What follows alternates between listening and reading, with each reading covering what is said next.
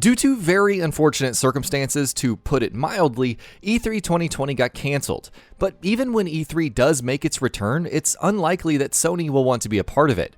They chose to skip the show in 2019, and had already announced that they'd be doing the same this year before the upcoming June event was cancelled, while they've also been pretty vocal about their issues with E3 as a whole. It's a real shame too, because some of the greatest E3 moments have come from Sony's press events, and here, we're going to take a trip down memory lane. We'll be talking about what we feel have been the 15 best announcements, world premieres, demonstrations, and reveals in Sony's E3 conferences over the years, beginning with the most recent entry, and then going back in time from there. So, without further ado, let's get started. Resident Evil 7 Reveal, E3 2016. Much like God of War, Resident Evil had been in dire need of reinvention until quite recently, and E3 2016 was when we got our first look at that reinvention. And it was orchestrated perfectly by Capcom. After sending an experimental first-person horror demo out into the world, one that hardly anyone figured was related to Resident Evil, they debuted a trailer at Sony's show that was spooky, terrifying, and incredibly atmospheric, with a horror vibe and a first-person perspective that felt entirely unlike Resident Evil. Best of all, though, was the fact that it wasn't until the very last moment, when the 7 written on screen morphed into the game's full name, that we all came to realize that it was actually Resident Evil. It was a spectacular reveal, there's no two ways about it. SHENMUE 3 Reveal, E3 2015. With nearly a decade and a half having passed at the time since Shenmue 2's launch, most series fans had come to accept the depressing fact that its cliffhanger story would never see a resolution, that there would never be a Shenmue 3. And yet, the roaring applause following the reveal of Final Fantasy VII Remake had barely died down before that was proven wrong.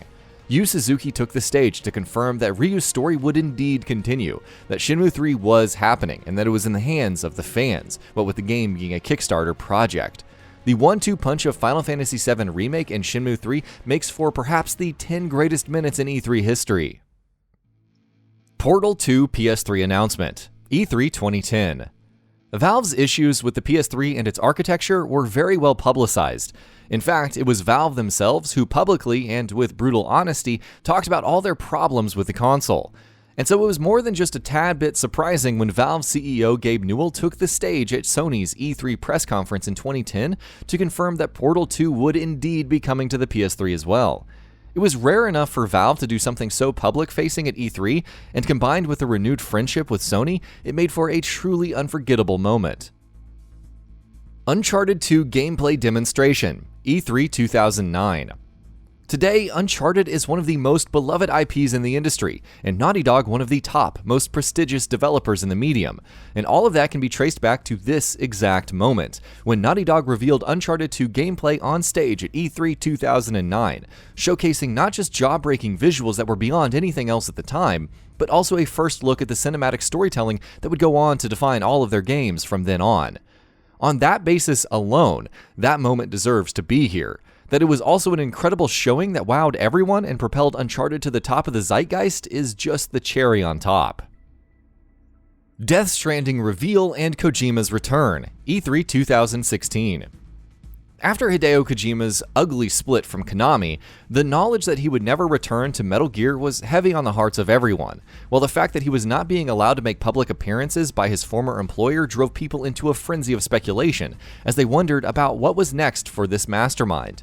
His return to the spotlight, quite literally at Sony's E3 2016 show, was almost a cathartic release for his fanbase. Not only was his entry onto the stage suitably epic, his declaration that he was back, in as many words, was met with thunderous applause. That then was followed by a reveal trailer for Death Stranding, Kojima's new game that looked weird and exciting in all of the right ways. It was truly a perfect storm. God of War reveal, E3 2016. God of War was in the worst shape of its life until not too long ago, with 2013's Ascension having proved beyond a doubt that the series' formula was wearing thin. It was clear that it needed to shake things up big time if it were to remain relevant. In June 2016, at Sony's E3 show, the series returned with a bang. Preceded by an impressive live orchestra performance, Sony immediately opened the show with a reveal trailer and gameplay demonstration of God of War, and it was perfect. It looked different, new, fresh, and exciting, and yet it still looked very much like God of War. It looked, in short, like exactly the shot in the arm that the series needed. Final Fantasy XV reveal, E3 2013. It was at E3 2006 that Square Enix first unveiled Final Fantasy Versus 13, and the anticipation surrounding the game was sky high right from the very first day of its announcement. And yet, as time went on and information on the game grew scarcer and scarcer, questions about whether the game would even see the light of day became more frequent, to the point that by 2013 most people were sure that it had just been cancelled. At E3 2013, though, it was confirmed that Final Fantasy Versus 13 was still very much alive, and that it had been repurposed into Final Fantasy 15. It was an exciting announcement, especially after so many years of uncertainty, while the idea of a new numbered mainline Final Fantasy title, and one planned for next-gen consoles to boot, was an inherently rousing one. PS4's used game tutorial, E3 2013. A moment that seared into our memories to this day. After Microsoft's ridiculously botched reveal of the Xbox One, where their restrictive policies surrounding always online connections and not being able to share used games caught a ton of flack, Sony went straight for their jugular. Not only did they announce that the PS4 would be capable of functioning offline and that it could run used games, they also decided to rub salt into Microsoft's fresh wounds by showing a short, sweet, and hilarious instructional video for how used game sharing would work on the new console. That moment set the tone for the entire generation to come. The Last Guardian re-reveal, E3 2015. Oh, but we're not done with E3 2015 yet. Sony's press event that year was one that turned dreams into a reality, and The Last Guardian's re-reveal was another such moment. Originally announced all the way back in 2009, The Last Guardian suffered many delays and had a notoriously difficult development cycle. By the time E3 2015 rolled around, many were believing to fear that the game was essentially vaporware. Its reintroduction at Sony's press event was met with rapturous applause, and the fact that Sony committed to a 2016 release, which they actually stuck to this time, was the cherry on top. PS4 price announcement, E3 2013.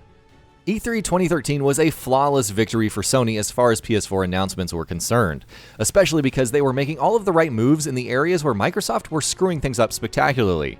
After Microsoft's announcement that they would launch the Xbox One for a steep price of $499, Sony came along and confirmed that the PS4, a more powerful and more user-friendly console, would be priced at $399. Final Fantasy VII Remake reveal, E3 2015. Who can forget this iconic moment? For years, fans had been demanding a remake of Final Fantasy VII, and for years it looked like it wouldn't happen. And then, E3 2015, one of the greatest E3s in living memory. Sony shook the world to its core when it revealed the timed PS4 exclusive Final Fantasy VII Remake, looking absolutely stunning from a visuals perspective, and hitting all of the right notes of nostalgia. It's a reveal that not many others have been able to match in terms of the hype factor to this day. What made that conference even better, though, was that Final Fantasy VII Remake's announcement was only one of several such massive moments. The Last of Us gameplay demonstration, E3 2012. The Last of Us was a game that millions were already hyped for. The makers of Uncharted 2 working on a gritty, mature post-apocalyptic title. The premise sounded exciting. All that was left was for Sony to show the game in action and win people over. At E3 2012, that is exactly what happened. Naughty Dog took the stage and showed off a gameplay demonstration for their upcoming title, and it was glorious. It looked visually stunning, the combat and stealth looked tense and brutal, and the demo perfectly showcased how stealth and out-and-out combat were both perfectly viable options in any situation, and how the game would dynamically react to players' actions in both situations and throw new challenges accordingly. Anticipation surrounding The Last of Us had already been pretty high, but after E3 2012, it entered the stratosphere. Metal Gear Solid 2 gameplay demonstration, E3 2000. The PlayStation 2 is the highest-selling console of all time, and probably also the best one ever. And we can probably credit Metal Gear Solid 2's E3 2000 trailer, which did more to generate hype and excitement for the console before its release and at the cost of Sega's burgeoning Dreamcast than anything else. This extended gameplay demonstration looked so incredible, so beyond anything else that they had seen until then, that many weren't even convinced it was a game, and thought that it might have been pre-rendered. But it was all real, of course, and that propelled a million imaginations with the promise of infinite possibilities for what games could become. And that incredible hype led to the PS2 launching with such strong momentum, the competition never stood a chance. In a way, you could say that Metal Gear Solid 2, which foresaw so much of the future, also did its part in causing some of it for gaming by all but ensuring the PS2 would become dominant. PS Vita price announcement, E3 2012. With the benefit of hindsight, we know how big of a commercial failure the PS Vita was for Sony, but back before it came out, most were convinced that it would be one of their biggest success stories ever. While its direct competitor, the 3DS, hadn't had the best launch year in terms of games, Sony unveiled the Vita as a handheld that was significantly more powerful and could, potentially, deliver console-quality games on a handheld. The biggest deciding factor in the war between Nintendo and Sony in the handheld space, according to most, was going to be the price. The announcement of its $249 price point was a stunning one because of how close to the 3DS's price that was, at the time at least, in spite of being a significantly more impressive piece of hardware. Sure, the years that followed didn't really capitalize on the system's incredible potential, but at the time, that price announcement was considered by many the blow that would kill the 3DS and allow Sony to assert their dominance in the handheld space. PS1 price announcement, E3 1995. PlayStation is the highest-selling console brand of all time. Every single PlayStation console has been a success, and 3 out of the 4 consoles sold over 100 million each, with 3 of them also being among the top 4 selling consoles of all time. The consoles are home to a diverse catalog of unmatched quality and have gone on to cement so many industry trends, from the iconic DualShock controller to championing optical storage media for games. And none of it might have happened if not for this single moment in time.